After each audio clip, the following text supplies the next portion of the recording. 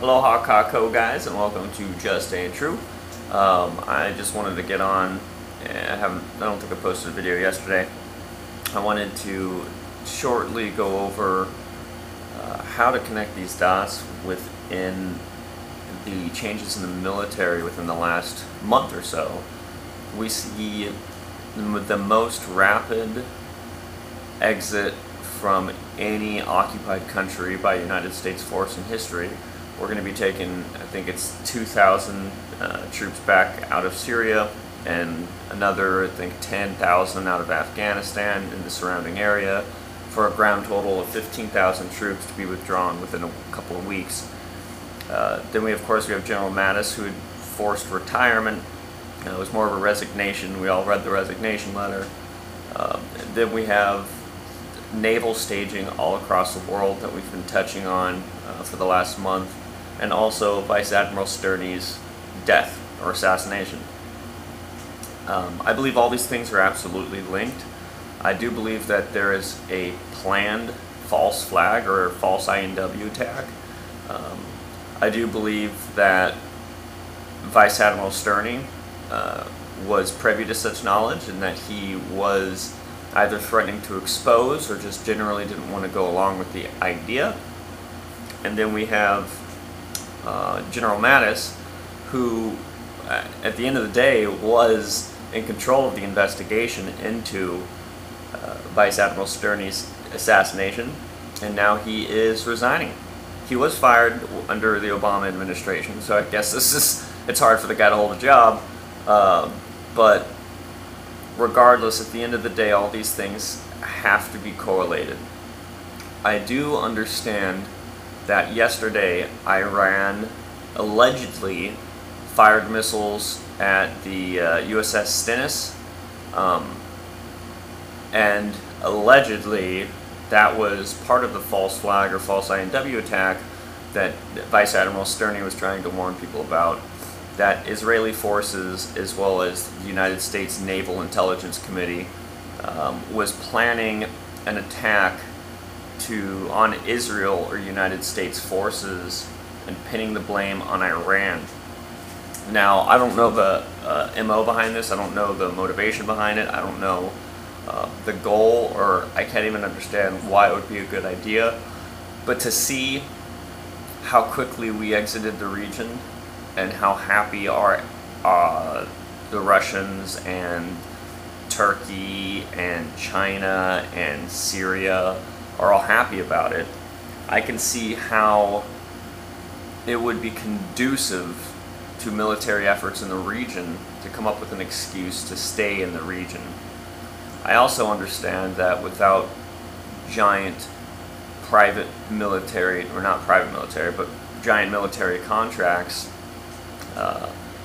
you can't sell a gallon of water for $200 and charge Uncle Sam for it just night and day, and that's just water, let alone ammunition, intelligence, stuff like that. So there's big business in being in war. That's no news. That's not a shocker to anybody. But I really do want to kind of dive in deeper and try to understand the connection in all of this, and why one of the highest ranking military officials had resigned, and why abruptly one of the highest military ranking officials has committed suicide, or in my opinion was assassinated, and why we're seeing some of the largest exiting strategies from the Middle East that we've ever seen before, and why it would happen. Who has the motivation to create a false flag attack? And in my opinion, what's up, bud? In my opinion, we will definitely be seeing a military event, regardless of who they're going to blame it on. I think we're going to very shortly here see a military move or military event with the United States or one of the United States' close allies. We'll see an attack on them, and we will try to pin it on either Iran or Syria, or not Syria, Iran or Russia, and I do believe that may happen soon. There's lots of other incidences around that support my theory and that make me start diving down this path of questioning, involving all the troop movements, the shield missile emplacements that the United States is putting up in Japan, the shield missile emplacements that they put up around Hawaii this last year, the shield missile placements that the Russians have put up in Syria, and the Russians have put up in Iran, the Russians have put up in Lebanon, Chinese naval movement all throughout the South China Sea and into the Philippine Sea, and the United States and China at a stalemate down in that region, as well as submersible Russian and submersible Chinese vessels being found all over the world.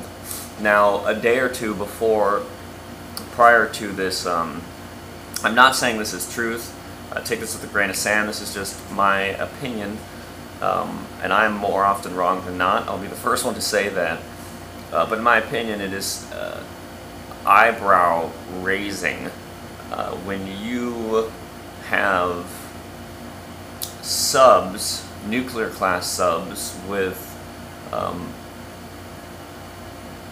all kinds of armaments on it in the region of the Philippine Sea, in the region of down in Indonesia, and then the next day you have volcanic activity and a large tidal wave due to what they're calling not a tectonic slip, but more of a underwater landslide that they're not sure what could have caused it. Now, granted, these things happen naturally. They do. But it is sort of concerning when you see submersible Chinese vessels in the region, and then we see an earthquake, and then we see a massive amount of just geological activity. Yesterday, and this is December 23rd, 2018. Yesterday was December 22nd, 2018. There was a massive earthquake in Russia, and it was not inland, it was a coastal earthquake. And again, prior to the coastal earthquake, you saw submersible vessels in the region messing around with weaponized weather, basically messing around with geological events. This is all theory. I'm kind of just thinking out loud here and spitballing, but in my opinion, that's exactly what it is. My opinion, we could be seeing a false flag attack a lot closer to home than in the Gulf. I think that we could possibly be seeing these vessels practicing, basically weaponizing and arming volcanoes and also slumps, which are just huge, massive amounts of land and rock underwater or above water that fall and create a huge movement of water. It could have been what happened in Indonesia with the Chinese submarines being there, submersible vessels. It could have been what happened in Russia with its submersible weapons. It definitely could have been what happened off of Alaska, because the characteristics of that event were unlike most characteristics in natural earthquake events. It was sudden and it stopped, but powerful, more like an explosion than a tremor. And then you got to start seeing if they are, big if, they are practices, if these are targets, if these are target practice, then what could their main goal be? What could their target be, and when could they target it? If you look at some of the geological forms and formalities and anomalies that are much like these slips and slumps around the world, one of the largest and biggest threats to America in particular, the West Coast, and all of Hawaii, which is a very strategic location for the Navy and the Air Force, is what we call the Helena Slump or the Helena Slip. And what the Helena Slump is off the right on Big Island. There's a large parcel of this land that is eventually going to fall into the ocean. This happens all throughout geological history through Hawaii. Big parts of land fall into the ocean. You can see it when you look at underground surveys and maps and satellite images. But the difference between the Helena Slump and other ones is, first of all, we're now inhabited. North America wasn't inhabited the last time anything that large went off. And if it did fall, it's something like 1,000-foot tsunami that would 1,000 foot tsunami that would kind of inflict massive damage. I mean, all of Hawaii would be completely wiped out. There would be no running from it. There would just be a sheer wall of water that just would totally annihilate Hawaii. I don't feel like there would be any chance of survival because of the placement and the large amount of material that would fall into the water. I feel like if that did occur, and there's many YouTube videos, you can check it out on the Helena Slump. If it did occur and it fell into the ocean, it would affect all of the West Coast. It would be a huge catastrophic event. For instance, the Indonesia event happened. It wasn't even that large of an earthquake or an underwater quake or an underwater what am I looking for? Avalanche, basically. It was minuscule in size compared to the eventual and inevitable threat and potential threat of the Helena Slump. And it affected land masses 36 to 40 miles away. And that is a tiny amount of land that was moved underwater, potentially. Compared to the Helena Slump, it is no stretch of the imagination that it would not only decimate Hawaii, wipe out Hawaii, but it would reach the western United States, 2,500 miles away from us, with massive force. So it could be possible, and I'm not saying that it is happening, but if I was looking for a way to easily cause damage without an act of war, or if I was able to easily cause damage without proof that anybody did it, but could point a finger at someone, then I would target these geological anomalies, and I would try to trigger them if I was looking to depopulate and to attack a nation or to get my own nation into war. And if one well-placed torpedo, it doesn't even have to be a nuke, or a few well-placed torpedoes or plastic explosives that you can plant from on land were to attack the Helena Slump, it would just accelerate the situation and immediately create one of the most massive, if not the most massive, natural disaster in modern history. This would be biblical. This would be a biblical portion. So, again, I'm not saying that this is what's happening, but I'm saying that it is a big threat. It is a reality that you can activate these underwater cascades, these underwater avalanches with submersible weapons and with well-placed explosives.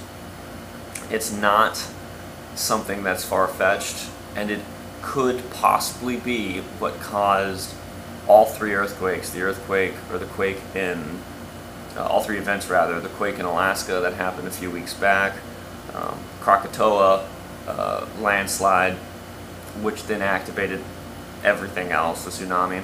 Krakatoa blows up all the time. It's one of the most active volcanoes on the planet. And also this Russian earthquake. There's other earthquakes going off all over the world. and they're happening much more rapidly. But their characteristics, and you can even look at the USGS on this, are strange. Their characteristics have changed: speed, intensity, time lapse, and actually how long it occurs for. It's all been completely changed. So I think that we need to step back and take a deeper look into every isolated event and connect them, because there is, and I hope you look into this, please look into this, a connection between General Mattis and Rear Admiral Vice Stearny's assassination, and the withdrawal of the troops in Syria, and the withdrawal of Russian troops and the Russian B-10 bombers in Venezuela. Not only was it a deal tit for tat, we removed some of our guys, you removed some of your guys, but I do believe that they could have also been privy, they meaning Russia or Syria, could have been privy to information on what we are planning to do to ourselves. And this is, again, it's just all spitballing, but I do want people to look into the thing that I know is true, which is the connection between General Mattis and Vice Admiral Stearny, because there is a deep connection there. I like pointing people in directions. I don't like making too many assumptions or saying my opinion itself, unless it is completely warranted and called for. I feel like it is an important message. So I want you guys to look into that. I definitely want you guys to look into the Helena slump, the Krakatoa event, and naval movement in relation to geological movement. It just so happened that before each one of these geological events, we have had naval, or our naval, or someone else's naval move into the area or out of the area immediately before or immediately after these events. Before Alaska, we had the Sea of Oshkosh. So we had our guys move up to the Sea of Oshkosh, which is near Russia, right between Russia and Alaska, really. And they could have possibly created an event there. Could have been targeting Russia. Russia could have been targeting us. Who knows? In China, the South Chinese Sea, you saw submarines, known submarines, running amok and running around before you saw Krakatoa event. So I know it's a reality that we can weaponize, everybody does, weather, but it's so much more easy to weaponize certain aspects of the geological theater. And it's happened before. Anybody who has watched Looney Tunes, okay? Anybody who has watched The Coyote and Speed Runner realize that you can easily push a boulder into the water or onto a road using a stick of dynamite. We've done this before to Native Americans. We've done this before to Germans. It's happened a lot throughout war. The Prussians did it during their wars. It's something that is kind of old school, but now we have a larger arsenal to be able to do it on a larger scale.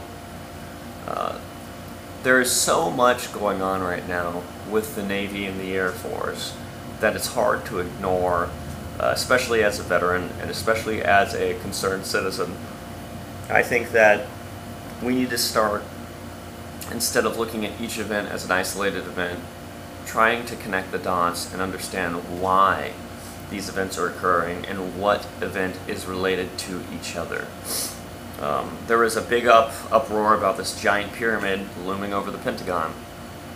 And again, I'm not going to push my beliefs on anybody, and I'm not going to try and skew your beliefs, so I'll leave opinion out of this, and I'm going to just state what I believe is fact. Project Bluebeam is real. I think most of my viewers are already very, very aware of this. Project Bluebeam is the most advanced holographic technologies that you can even fathom. And they've been used before, and they're planning on using them again. Now, I don't know if they're going to be using this to stage a false flag or a false INW attack, or if they will be using it to stage a false invasion of some sort. But we do know that the Project Bluebeam exists. We have seen the whales jump in the middle of a school. We've seen planes fly in the sky that really weren't planes. And all these were public exercises that they used Project Bluebeam for. It's under the Navy and the Defense Department.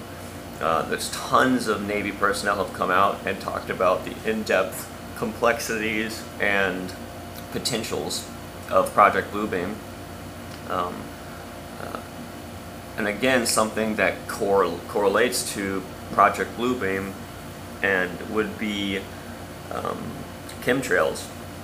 Because once you put up a lot of metal in the sky, it'll help with these type of holographic experiments, it'll help with these type of holographic images, and it would produce a much larger, much more visible, and much more believable image for the populace. So I do believe that that pyramid over the Pentagon, was definitely Project Bluebeam. Now, I don't know about you guys, but I am a stalwart Christian. And when you read the book of Revelation or the book of Daniel, or if you start reading about end times, there's one thing that always pops up. And the one thing that always pops up is the New Jerusalem. And it does say and tell you where the New Jerusalem will show up at. If you haven't read this good book, I suggest you do. It is basically a prepper's guide to your soul and salvation, and also how to survive the end times. I'm not saying we are in the end times, but the New Jerusalem will be real, and I do believe that that looked an awful lot like the New Jerusalem. I understand the New Jerusalem is going to be covered in gold and diamonds and yada yada yada and such, but the size was pretty much dumbed down, but that's exactly what I thought about. There are major theories going around that the next large false INW or false flag attack will be either a false staging of the second coming of Christ or a false alien invasion. I'm not promoting any of those ideas, but I'm not dismissing them either. Both of those ideas are extremely real and they're valuable, and all of these things are things that if I was in lead of the Intelligence Committee, if I was in league with the DOT or the Navy or the Air Force, if I was in charge of these things, and these things would end up with my ultimate goal, aligned with our goals, then we would do them. We've done INWs in the past. We've done the Gulf of Tonkin. We've done the check. The tank check. We've done 9/11. Pearl Harbor was even a false flag. I'm not saying the Japanese didn't bomb us, but I'm saying we were very aware that they were coming. And this is all open knowledge. This is all just readily available for anybody willing to do the research and kind of deprogram themselves and their cognitive dissonance. So I do think that it could have been Project Bluebeam. It's more likely Project Bluebeam than it is aliens. The most likely scenario is usually the true scenario, and in this case Project Bluebeam would be the most likely scenario. We see images like this kind of constantly and frequently, and for those of you who do believe that they're staging a second coming of Christ, which I am not, but I don't disagree with it, that it's not possible, it's not something they would plan. This is something that I would look into if you are in that camp, if you do support that idea, because the very first thing that popped into my head when I saw a giant floating pyramid over the Pentagon was the good book, when they talk about New Jerusalem coming down, which is a giant pyramid, and hovering over a place of power. Now we know that the New Jerusalem is going to be coming down somewhere else, and we know the New Jerusalem is going to be basically as big as a country. But it is definitely possible. With chemtrails going off all over the world, mostly in the United States and mostly on the East Coast, it is something that could be looked into, and it's something that I wouldn't totally disagree with, and I don't think you should either. It's something that we all need to look into. The martial law thing, when people are talking about we're bringing the troops home for martial law, doesn't really make any sense to me, again, because there's so few troops that we're bringing home, and we have tons of troops here, we wouldn't need them. Martial law is mostly actually on a regional scale is enforced by FEMA. It's enforced by, not enforced by the National Guard. It's not enforced by our military. It's enforced by FEMA for a very specific reason. Those lines and legalities were set in place so people don't abuse power. But of course, like everything, we ended up full 360 back to abusing power. So I don't think that there's any validity in the claim that we withdrew from Syria and are withdrawing from Afghanistan due to a martial law that will be in place. I'm not saying that martial law won't happen in the near future, but I am saying that them bringing troops back is not a red flag for martial law to be imminent, and it doesn't mean that those troops are going to be used to impose martial law. Now, I do know that there has been a litmus test. Oh my God. Sometimes I can't speak. Basically, they are asking and they are training people who have enlisted and have not gone through this litmus test, have not been asked, will you fire on a civilian?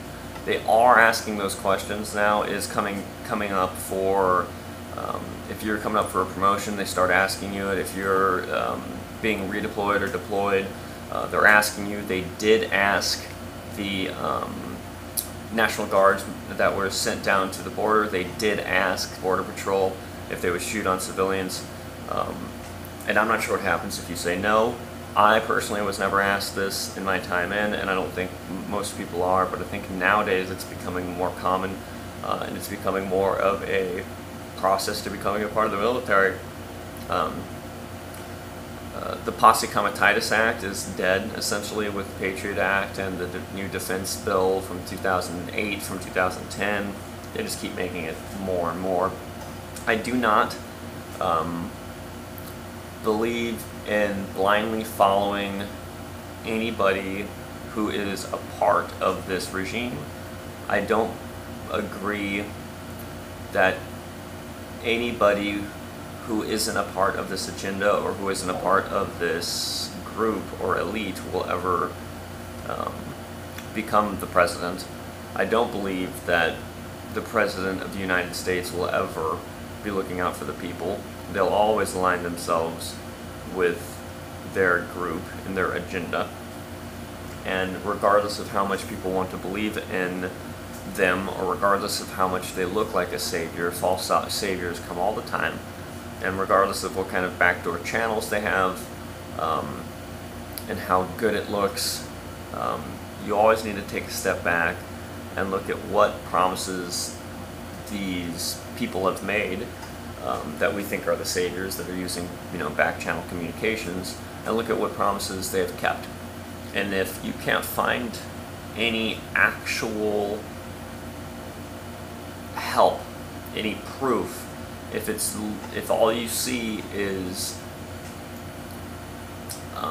decoded or encrypted messages and pointing you in certain directions, messages pointing you in certain directions, but not actually giving you any answers, then I would not agree with or defend that source.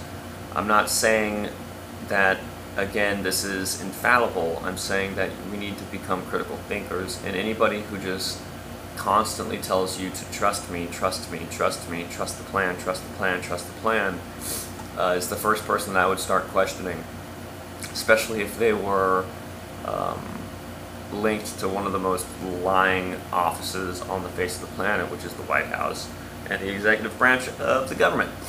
So I do think that we need to, again, look at every isolated event from a further step back and figure out how to connect the dots and why. And if there is no connection, then you don't dig any deeper and you go to your next thing. But I would not follow anybody who's trying to tell you to not follow anybody else, but to trust me and my agenda, trust the plan, only look over here, and don't look over here.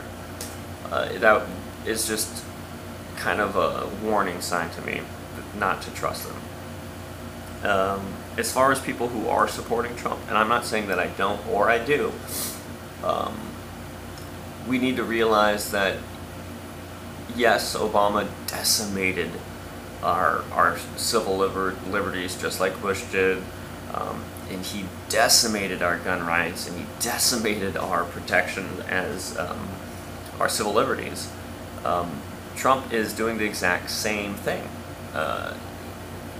Bump stocks, high capacity magazines, barrel lengths, reclassifications of weapons to assault rifles, gun confiscations. These things are all happening under the Trump administration. It's not like he's some crazy conservative that's giving us all our guns and giving us our liberties back. He's a salesman. And above all things, what a salesman do is they don't try and change your opinion. That's a bad salesman.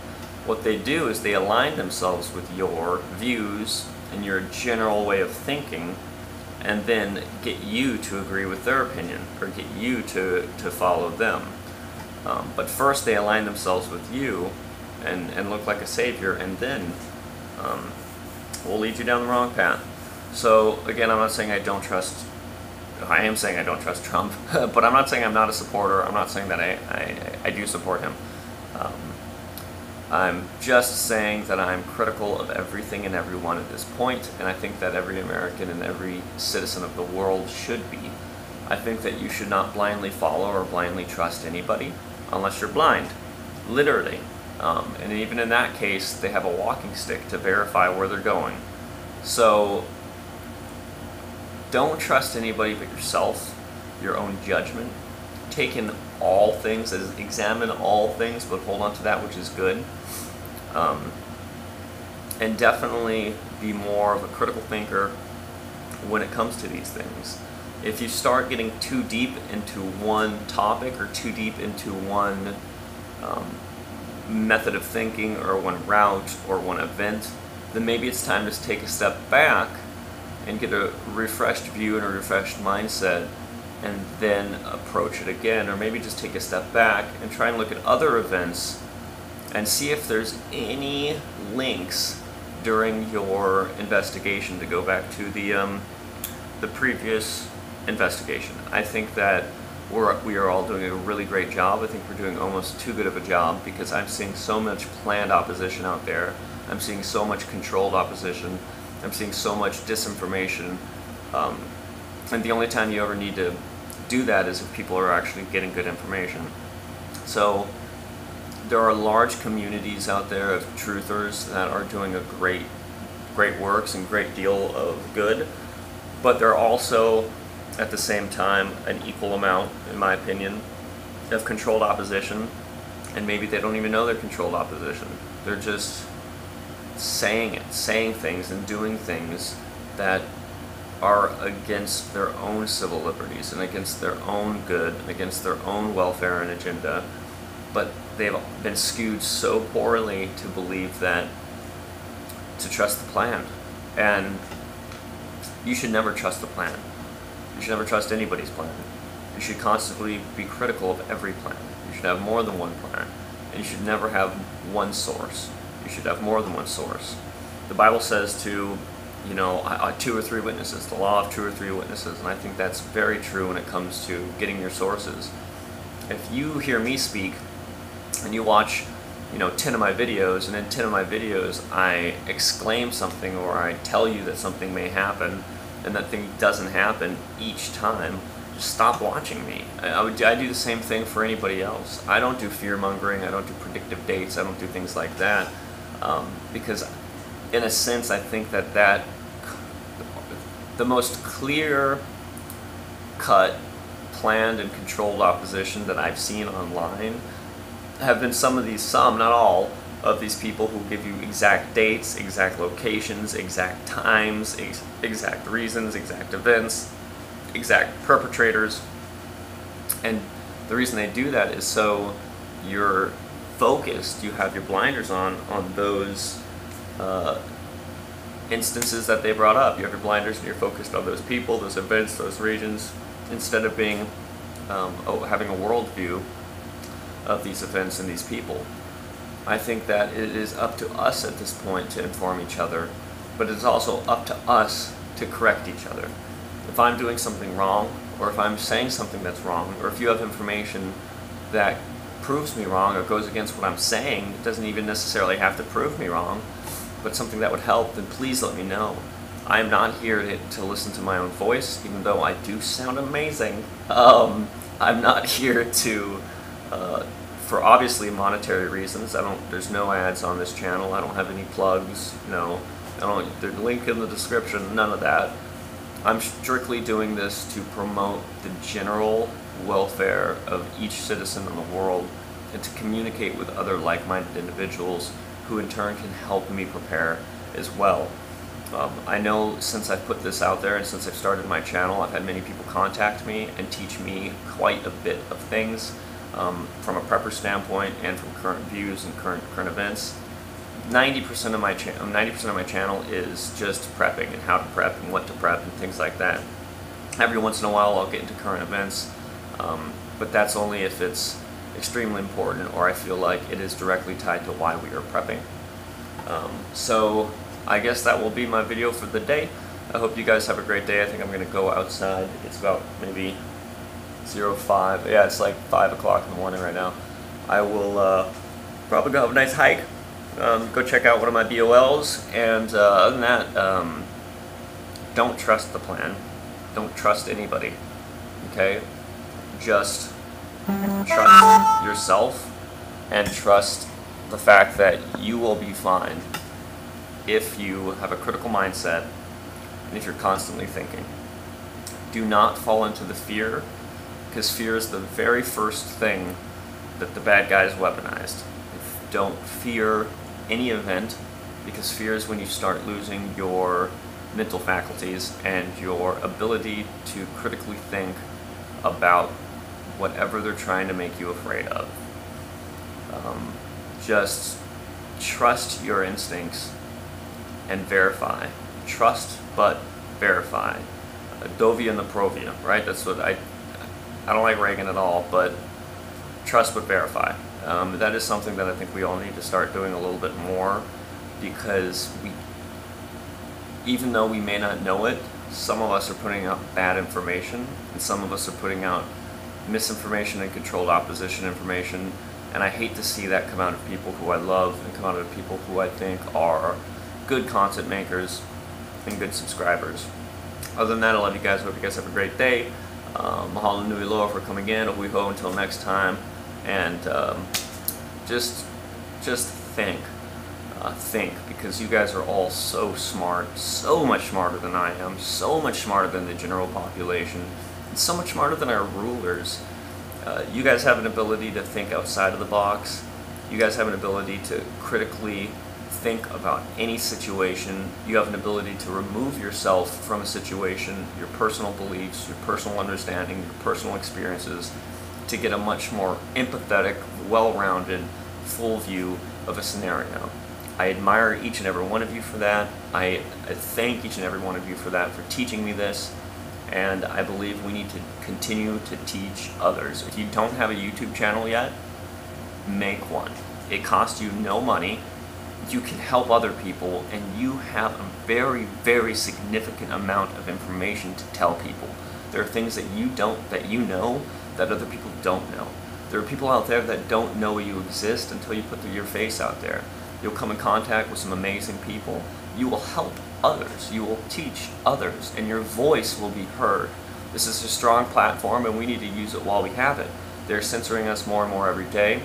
Some of the bigger channels are getting under huge attacks. High Impact Vlogs, I respect that man so much for the amount he has lost and for the battle that he puts up.